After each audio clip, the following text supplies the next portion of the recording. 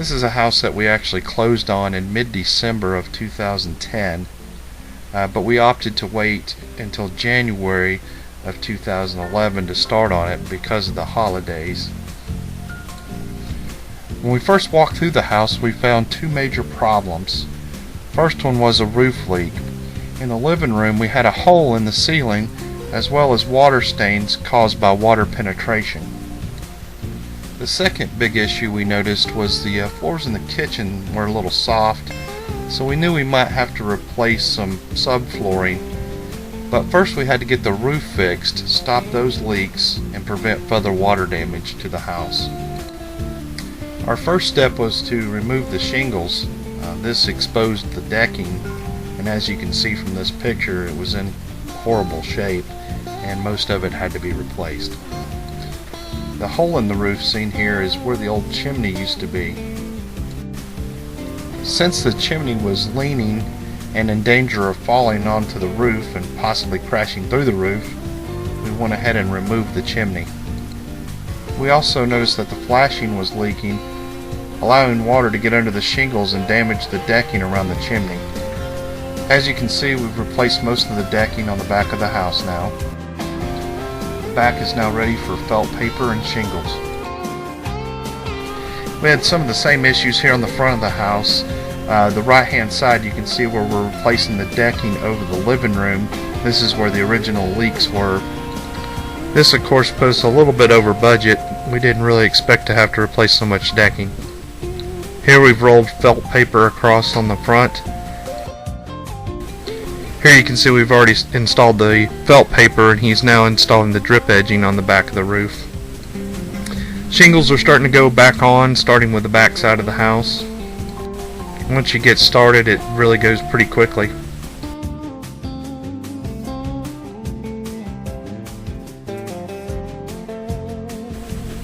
You can see here we finished the back side of the roof. There's a few loose shingles laying there, but we're still working on the other side. We've started laying shingles here on the front side of the roof. You can see here where water has leaked into the roof of the covered porch, and it's rotted out the ceiling part here. Here's a closer look at some of the damage.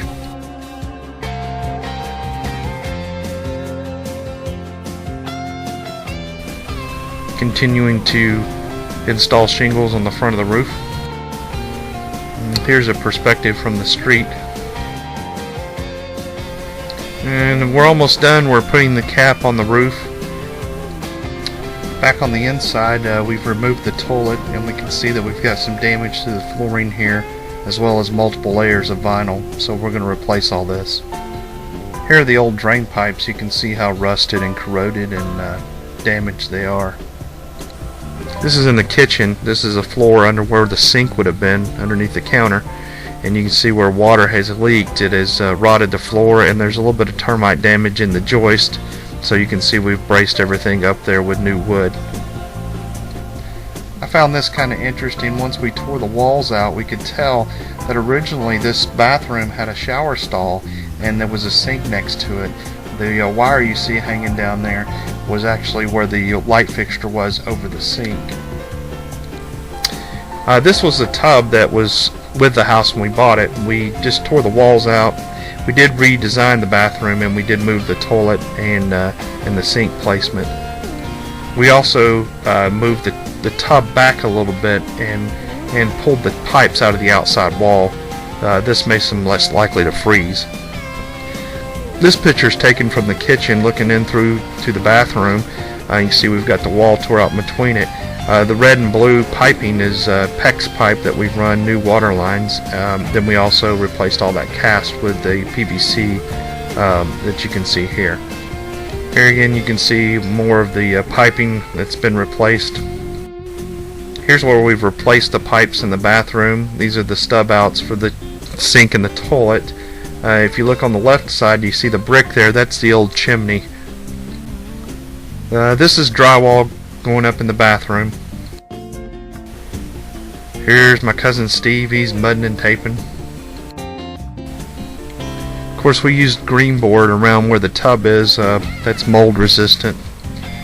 You can see here the stub outs have now been drywalled over. Here's another view of the tub area. Here we've almost completed mudding and taping the drywall in the bathroom.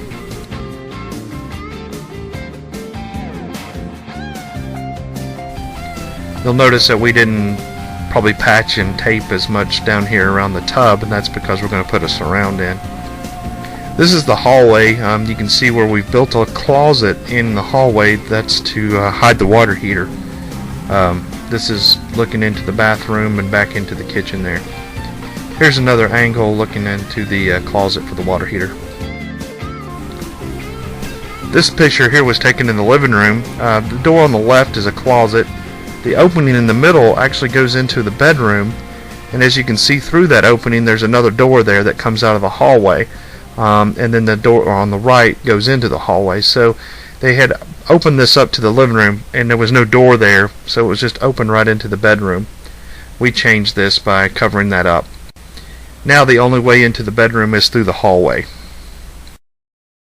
We were able to take pieces of paneling out of the hallway where we were building the water heater closet to use in the living room to cover the doorway. Thus everything matched. This is one of the back bedrooms. Obviously we have a lot of stuff being stored in here.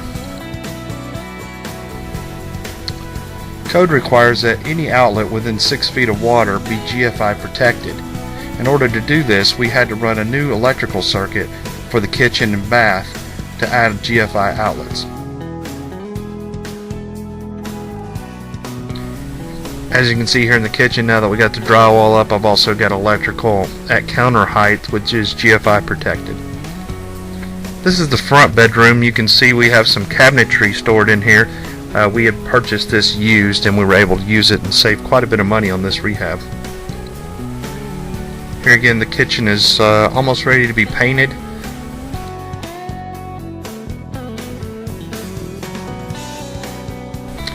Doing a little bit of repair work on the ceiling here in the kitchen. Retexturing the ceiling and replacing the light fixture.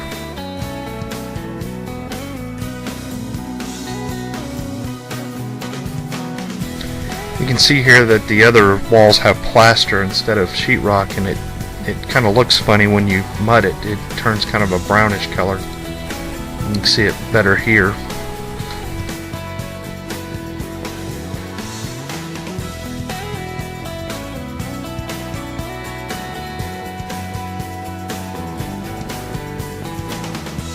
Here you can see we've painted the bathroom,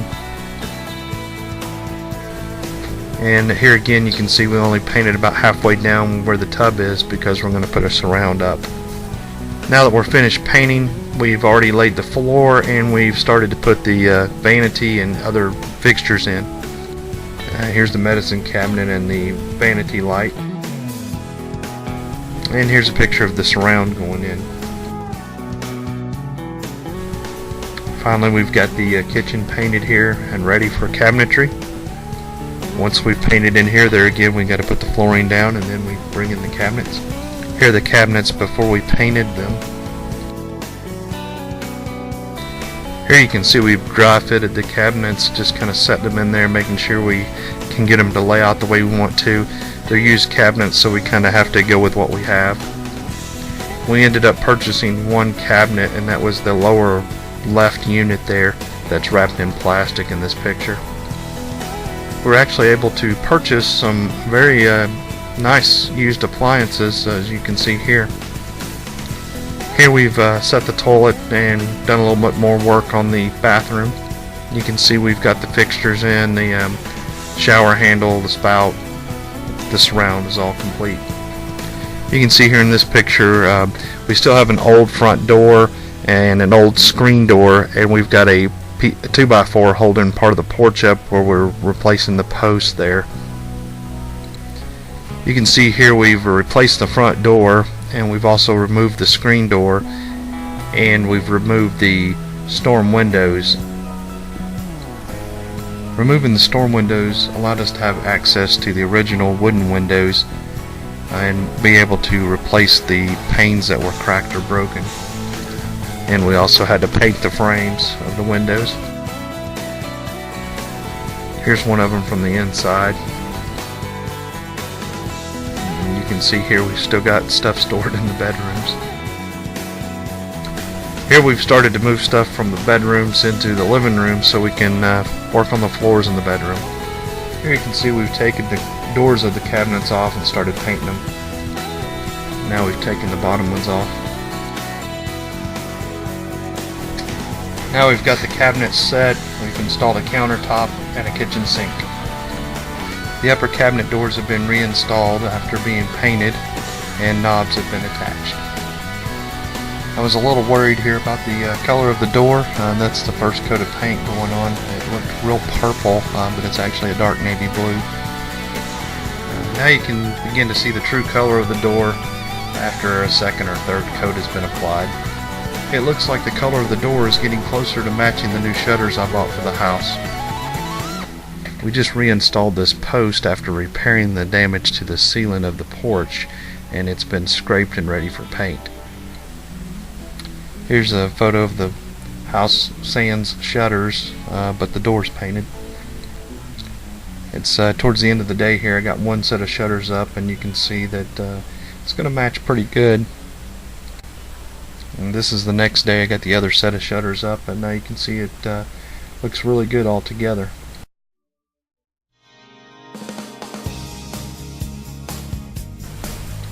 Now the post office is asking that everyone move their mailboxes from the porch up to the road, so we added a mailbox here at the road. And just to add a finishing touch to the mailbox, I had my dad cut a address out of vinyl and applied it to the mailbox. You can see here that the hardwood floors in the bedrooms are not in that bad a shape. Here's a look at the finished bathroom. Still need to paint just a little bit of that overhang under the roof there. Well, there's the old front door laying up against the back of the house here.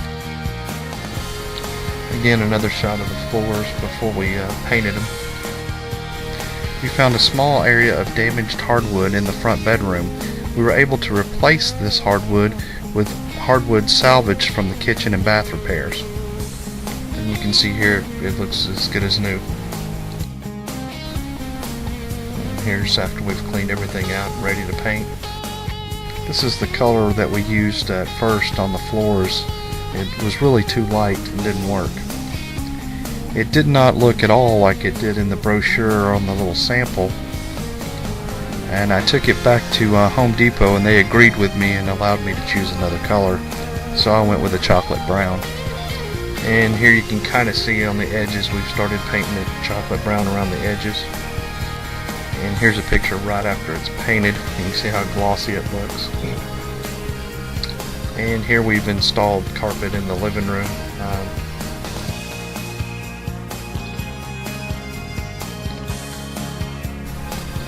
Here's a better shot of the living room and the carpet after the room's been cleaned out. And here's a shot from the hall looking into the kitchen. Here's a shot of the back bedroom after the floors have been painted. And here's the front bedroom floors after they've dried. Another shot of the back bedroom. Here's another view of the front bedroom. You can see that the brown just worked a lot better with the color of the doors, which that was the original color, and the trim. Here's our used appliances after we've cleaned them up. Here's how the cabinets and countertop came out after we painted and cleaned everything up. You can't really tell that that was actually 3 different kinds of cabinets. I think this really turned out nice, and it saved us about probably about $800 to $1,000.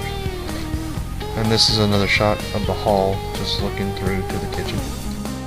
Here's our new water heater installed. This is the sidewalk to the back of the house.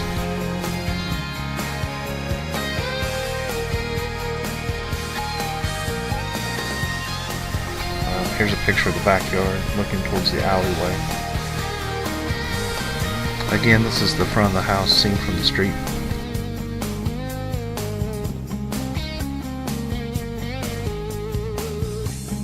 here's a shot of the back side of the house after we're finished. This house was rented very quickly, and the tenant gave me permission to take pictures of the house furnished. And here's one of the master bedroom, the kitchen, the second bedroom, and finally the bathroom. Okay, so here's the numbers on this property. We paid $12,500 for the property. We spent about $12,000 in renovations. It is rented currently for $650 a month, which gives us an annual income of about $7,800 a year. That income, less expenses of $1,500 a year for taxes, insurance, and repairs, it leaves us with a total net income of $6,300 a year. Take $6,300 and divide it by 24.5, which is what we paid for it. We get a 26% annual return on investment. Not a bad return for our first property renovation. Hey, if you like this video, please give us a thumbs up on YouTube and also subscribe to our channel for more videos. If you want more information, you can go to retirerichwithrealestate.com. Also, you can follow us on Facebook and Twitter. And thanks for watching.